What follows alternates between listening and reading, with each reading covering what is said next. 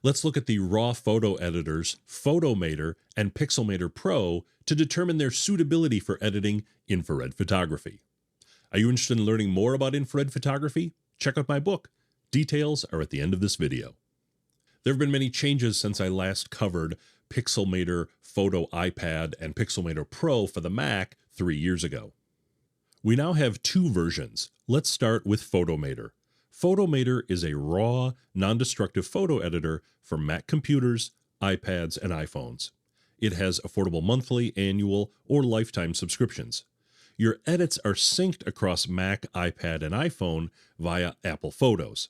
I'm using the MacBook Air M1, which is a generation old. Let's start with Photomator for the Mac. So I'll open up an image here on my laptop. We'll go to the Adjustments panel. First thing that I want to do for an infrared image is I want to set a white balance. Within Photomator, you'll have these ML options, which stands for machine learning. It's sort of the auto option that's available. If I click ML, it will set an automatic white balance. And in Photomator, it actually does a pretty decent job of setting a white balance. But if I wanted to customize the white balance, I can also use the picker here and then select a spot on an image. So you'd want to pick a neutral spot in the image that had no color. So in this case, I'll use this roof and see what that looks like. Makes the building neutral, gives me nice blue trees and a gold sky. So that looks like a good white balance to me. Now I'd like to swap my colors, and there's two ways that I can do that within Photomator. The first is using the channel mixer. So if I look down on the right-hand side in the adjustments panel, I can see a channel mixer option, and I will enable the channel mixer so that I can make these changes. First, we'll start with the red channel. I want to change the red in the red channel to 0, and then we want to change the blue to 100%. So now we've got the red channel done. We could go over to the blue channel, and in the blue channel, I want to change red to 100, and then I want to change blue to 0. There we go. So now I have effectively swapped colors. You can see that I've got blue teal sky and I've got this soft golden color in the trees. Repeating that process for every single image could be a little bit tedious, so we could actually save that as a preset. If we look down at the bottom of the screen, this is where the presets are stored, and I can save a custom preset down in the lower left by clicking the little plus here in this custom panel. And that will create a preset based on the channel mixer settings that I've made. I can right click on that and select rename, and I'm going to just change this to IRRB. So this lets me know that it's infrared and I did a red and blue channel swap. Let's say now that I want to make additional changes with the channel mixer.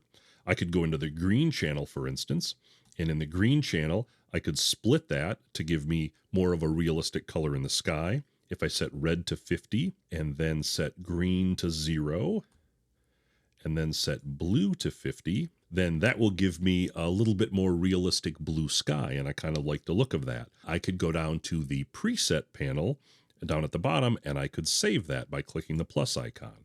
And then I will right click on that and hit rename, and I'll type IRRB green split. I can swap back and forth between these two presets. I can use these for other infrared photos as well, so that'll save me a lot of time. Let's look at the other method for swapping colors, and in order to do that, I'm going to disable the channel mixer, and we're going to go down to the LUT panel. In the LUT panel, I can bring up LUTs that come with Photomator, but I can also use third-party LUTs as well. So if I open this up, you can see various LUTs like cinematic and color blindness, duotone. There's a variety of options available.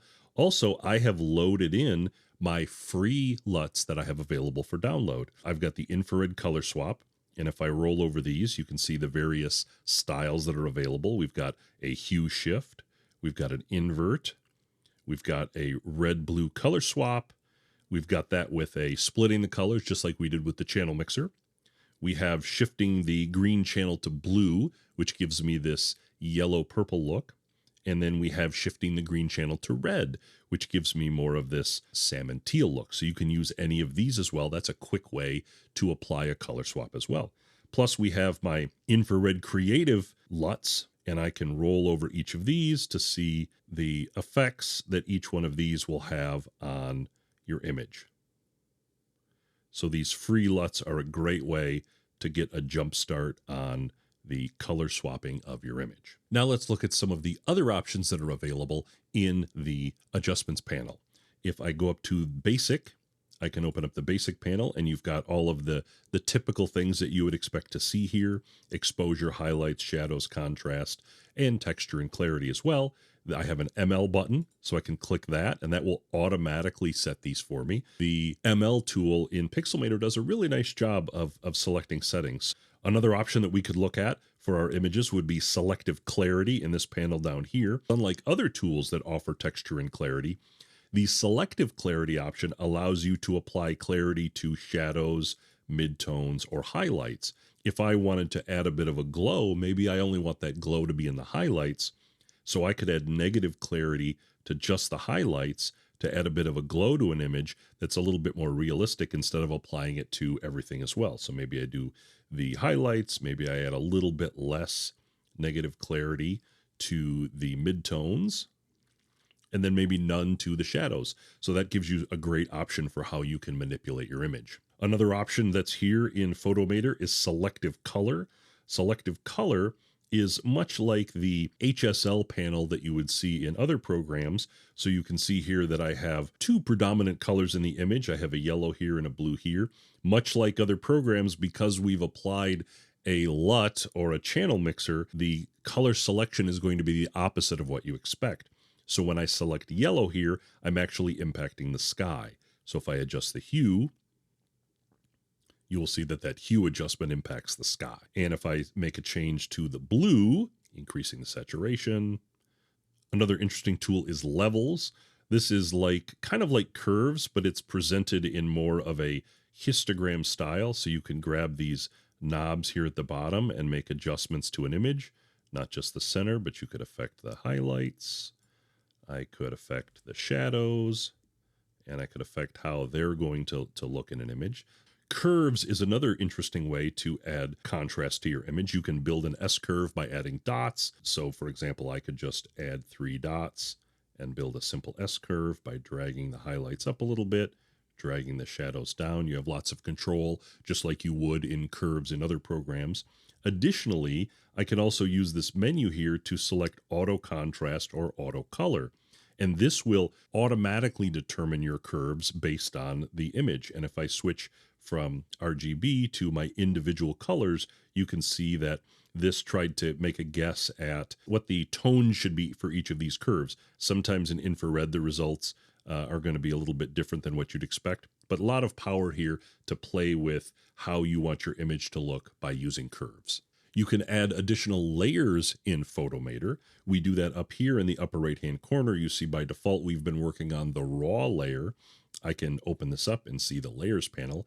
If I click the plus here to the right, that will allow me to create a new layer with a mask. So much like we've seen in other programs, I could select the sky, I could select a subject, I could select a background, and then I can build a mask and make only adjustments to that mask. So here I've made a selection to the sky. Much like with every tool, some of these selections are not going to be perfect, and you may have more luck with some of them than others. Once I've selected the sky, I could, for example, go to the basic panel, bring down my exposure. Let's say I wanted to darken up the sky a little bit. So I could also add additional layers that are based on brushes or linear gradients. So I could do a linear gradient, and I could have that come from the bottom of the image. Let's say I wanted to darken up this grass in the foreground.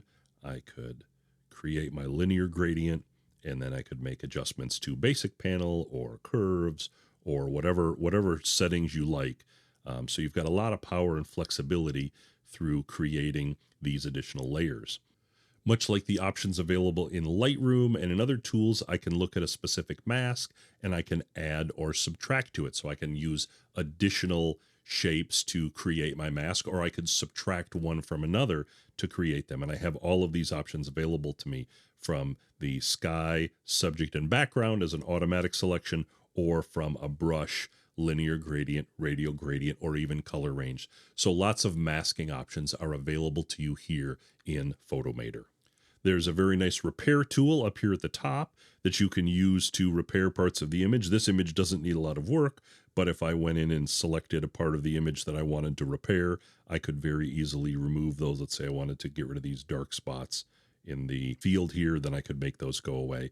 I found the repair tool to be very effective in correcting blemishes in Photomator. Of course, we also have a crop tool where you can select what the final crop of your image is going to be. Let's say I wanted this to be square, then I could make some adjustments and decide how I want my image to be cropped. So that is Photomator on the Mac desktop. This is Photomator on the iPad. If I open up an image, you can see that many of the tools are very similar. I can go to my adjustments panel and I can open up the white balance and set a white balance. I can use the ML option to automatically set a white balance. Some of the tools are collapsed a little bit to save space. So the picker, if I hold down the white balance, I can see the picker and then I can still get access to that. So all the tools are available. They just may be in slightly different places, but you still have complete access to be able to do your edit here on the iPad. I can swap colors using the channel mixer or using LUTs, and then I can make all of the other changes that I would like to make to my image. The interface is nearly identical to the desktop version, and the screen layout works really well on the iPad. And this is Photomator on my iPhone 12 Max Pro. The interface layout is slightly different due to the smaller screen size, but I still have full access to the same tools as on the Mac and iPad. If I swipe up from the bottom, I can get access to all of the adjustments. I can automatically set a white balance, or I can hold down the white balance title to grab the picker and be able to set a white balance this way. And then I can go through and swap my colors and make all the other changes that I would make using the interface down here below. The screen layout is a little bit different due to the smaller screen size on the iPhone, but you still have access to all of the same tools if you want to edit your infrared photos on the go. The other version available is Pixelmator Pro, available for Mac desktops and laptops for a one-time cost. In addition to all of the raw editing features in Photomator, Pixelmator Pro includes additional layer capabilities, video editing support, and even PDF editing. Pixelmator Pro is more like Photoshop, an excellent tool for advanced compositing or layering effects. However, Photomator will cover the needs of most photographers and supports more devices. As you can see, Photomator is a super easy to use raw photo editor and is great for infrared photography. The syncing between Mac, iPad, and iPhone allows you to edit on any of these devices with a similar interface. If you only edit on your Mac and want more powerful compositing features, consider Pixelmator Pro. The more affordable Macs, MacBook Air, Mac Mini, or iPad, can make great photo editing machines. Have you used Photomator or Pixelmator Pro for infrared editing? Let us know your thoughts in the comments. If you'd like to learn more about infrared photography, check out my book, Color Doesn't Exist, a practical guide to infrared photography. It's full of details for photographers at all skill levels. Now available in print and ebook editions. Check it out at infraredbook.com. If you find these videos helpful on your infrared photography journey, like, subscribe, or comment. Hope you enjoyed. Thanks.